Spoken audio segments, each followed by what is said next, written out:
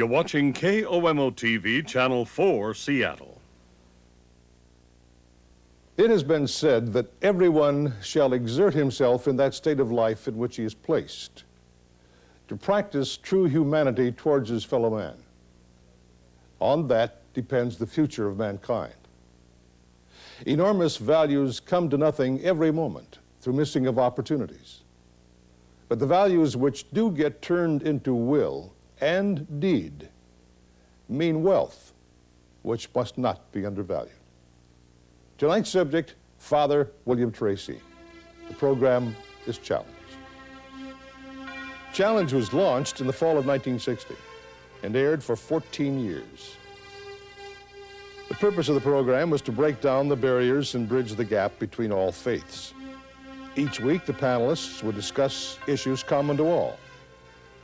The members of the Challenge panel consisted of a rabbi, a minister, and a priest, and together they offered counsel on many of the challenges that affected lives at that time. Father William Treacy represented the Catholic viewpoint. If they have made their peace with God, as they indicated, to die with dignity. Let me quote to you a statement by one of our very prominent Catholic physicians and psychiatrists, Dr. Kavanaugh of Chicago. He said, concerning the right to die with dignity, should we not remove these Father instruments, Treacy for was example, noted tubes, for his frequent quotations. Producer Marty Wilson reflects further on his role on Challenge. You could just see it evolving with more and more. Father Treacy, he would always come in prepared at any time. But in the beginning, you know, there were stacks of papers this high, as if anybody asked him a question, he could refer to this and read this. But that as the time grew, he was more and more relaxed because he trusted Rabbi and he trusted Dr. Corson or Aki Rolander or Bob Fine or whoever. So it was like you could just see him take a deep breath and trust in a way, in a special way, and know that he had so much to offer. Well, now, as a Christian, of course, I share with him the significance of Christmas. But to try and reach this accommodation in regard to the non-Christian child in our schools... The Treacy trademark could be summed up in one word, homework. Dr. Oscar Rolander remembers. Working with Father Treacy made you aware of one thing, that he never came unprepared. He was a careful student. He did a lot of reading and a lot of careful preparation that made the program all that much more worthwhile and spurred us, I think, to do our preparations as well as we could. I remember the time when one morning we both drove into the KOMO parking lot, and I was reviewing some notes because I happened to be the presenter that morning. And I was sitting with the car door open looking at my notes, and Father Treacy drove up and he said, "Too late, Aki." He was teasing me that I wasn't, that I had to be prepared a good deal before the parking lot episode. He had a kind of love and a kind of openness and candidness that no matter who they were, how much they might differ with him, they couldn't help but like the guy. Father Treacy made many friends on Challenge, but the friendship that grew from his relationship with Rabbi Levine was something very special. But when he interpreted the burning bush in that way, I felt, my goodness, there is a rabbi in the making. Reva Levine, the wife of the late rabbi, recalls their initial meeting and their friendship. When the rabbi met him, he thought, my goodness, the archbishop must have lost his marbles to send such a young person.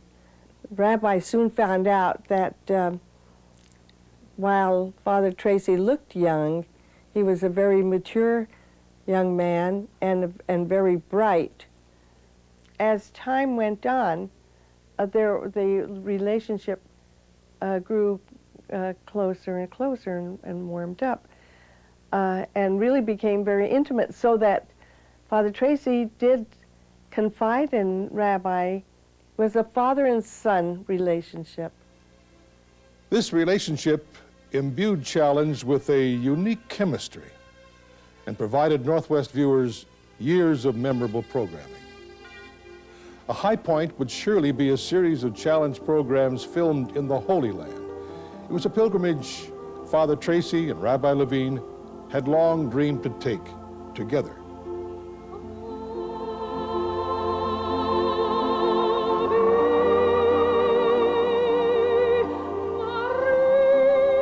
Tim Bullard, the producer of the Challenge series in the Holy Land, recollects. Well, I think my favorite story of Father Treacy and Rabbi Levine and Dr. Fine was on the Via Dolorosa. We'd been there a couple of days, and we were shooting the last 24 hours in the life of Christ. And the last shot, the last segment, we had about 3 minutes to do, and we were going to shoot it at the Church of the Holy Sepulchre, which is built on Calvary, or what the Catholics feel is the site of the crucifixion. And so I told Rabbi and Father and Dr. Fine to meet me there at about 4 o'clock, because at 4:30 we lost light. We just couldn't shoot. And so at about 4:15 we were all set up, and we were all set up at 4, and about 4:15 here the three of them came wandering down the Via Dolorosa, and the Rabbi's pointing off with his cane, and Father's looking and talking, and Dr. Fine. They were just having a great time. And I just, at that time, I was jet-lagged and tired, and after a long day, and I just blew up. And I went over to them, I said, if you guys want to have a trip, and just visit and take a look at all these sites, that's fine. I'll put away the camera, we'll put away the sound gear, and we'll join you. But if we're going to shoot this thing, you got to do what I say, and you got to be where I tell you to be. I really got angry with him. So anyway, I said, now, Father, I want you to wrap up this segment. I said, Rabbi, I'd like you to start it off, and Dr. Fine, say this and reflect on that. And so I jumped up there and started the camera and got my watch going. I counted them down, and they said exactly what I'd hoped they would say. And Father, God bless him, just put the cap on the story. And I walked over to him, and they're all standing there, and I said, great job, and I'd forgotten that I was mad at him. And all three of them kind of put their arms on my shoulder, and Father says, Tim, he says, we're awfully sorry. He says, we'll do whatever you want to do. You tell us where you want us to be, and we'll be there. And I just got tears in my eyes, and I said, please don't be kind to me. I can't take these changes in emotion. And it was kind of I guess, the tenor of the entire trip. It was just a terribly emotional trip, and with three of the most wonderful people you could ever be with. The trip abroad was filled with emotion and some adventure, as Lloyd Jones, audio engineer, recounts. We came into the airport in Rome after 2 weeks in Israel, and we did not have the right credentials to bring all of this equipment into the country.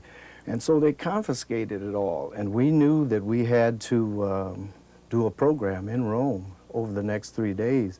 I was impressed with Father Treacy's influence because somehow or another he went to the Vatican and made contact with people in the Vatican, and they went over and took our equipment from Italian customs people, brought it back over to the Vatican, and loaned it to us for 3 days so we could go out and shoot this program.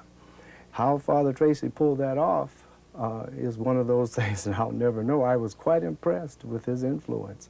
That whole tour was so full of love and all kinds of affectionate things. We almost ended up as one big happy family after spending 3 weeks together. Love and brotherhood underpinned Challenge, at home and abroad, and was key to the creation of Camp Brotherhood, an ecumenical center founded by Rabbi Levine and Father Treacy. The Treacy Levine legend lives on because Camp Brotherhood will be a living memorial to these two men, hopefully for centuries. Great things can come out of a dream. And sometimes what you dream becomes your life. Camp Brotherhood was but one of many milestones during the Challenge years, a time filled with activity and rich in accomplishments for Father Treacy. He just became so confident through the success of Challenge that it became a fact that he felt, well, we can do anything, and that's the way that Camp Brotherhood started. And it really has marked his life in a special way. In the back of my mind, I'll always hear that voice.